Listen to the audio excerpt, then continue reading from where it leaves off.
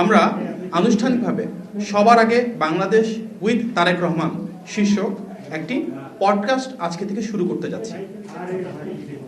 এই পডকাস্ট শোয়ে বাংলাদেশ জাতীয়তাবাদী দল বিএনপি চেয়ারম্যান জনাব তারেক রহমান সরাসরি দেশের মানুষের সামনে তার চিন্তা, দর্শন ও ভবিষ্যৎ পরিকল্পনা তুলে ধরবেন। এই আয়োজনে জনগণের সাথে সরাসরি ও নিয়মিত সংলাপের একটি ঐতিহাসিক উদ্যোগ।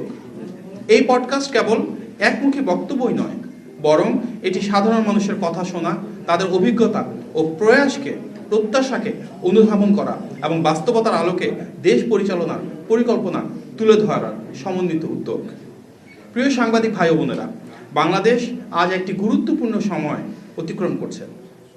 নির্বাচনকে কেন্দ্র করে দেশের জনগণ আর কোনো অবাস্তবায়নযোগ্য ফাঁকা বুলি শুনতে চান না, মিথ্যা আশ্বাস প্রত্যাশা করেন না।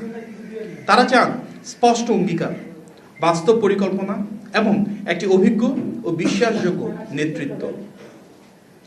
জনাব তারেক রহমান এই পডকাস্টের মাধ্যমে সাধারণ মানুষের জীবনের সাথে জড়িত বিএনপির সেই অঙ্গীকারগুলোর কথাই ধারাবাহিকভাবে তুলে ধরবেন। এই পডকাস্টে তিনি বিএনপির ফ্যামিলি কার্ড কর্মসূচির কথা বলবেন, যার মাধ্যমে দেশের কোটি কোটি পরিবারের আর্থিক কিংবা খাদ্য সহায়তা ও সামাজিক নিরাপত্তার ন্যায্য অধিকার নিশ্চিত হবে। তিনি শিক্ষা নিয়ে তার মৌলিক সংস্কার ও উন্নয়নের পরিকল্পনা তুলে ধরতে চাচ্ছেন, যাতে আমাদের সন্তানেরা বিজ্ঞান মনস্ক, মানবিক ও যোগ্য নাগরিক হিসেবে নিজেদেরকে গড়ে তুলতে পারে। এছাড়াও তিনি ধর্মীয় কল্যাণমূলক উদ্যোগগুলোর কথা ব্যাখ্যা করবেন, যেখানে সব ধর্মের মানুষ সমান মর্যাদা, নিরাপত্তা ও স্বাধীনতা উপভোগ করবেন। কারণ আমরা বিশ্বাস করি বাংলাদেশ কারো একার না, এই বাংলাদেশ আমাদের সবার।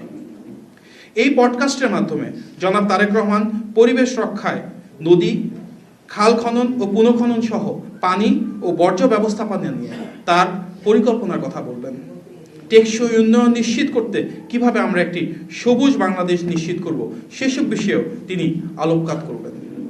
এর পাশাপাশি কৃষক কার্ড নিয়ে আলোচনা করবেন, যার মাধ্যমে আমাদের দেশের কৃষকেরা কিভাবে কৃষি পণ্যের ন্যায্য মূল্যটুকু পান, সহজ শর্তে ঋণ সহায়তা পান, রাষ্ট্রীয় সুরক্ষা পান, এগুলো তিনি তুলে ধরতে যাচ্ছেন।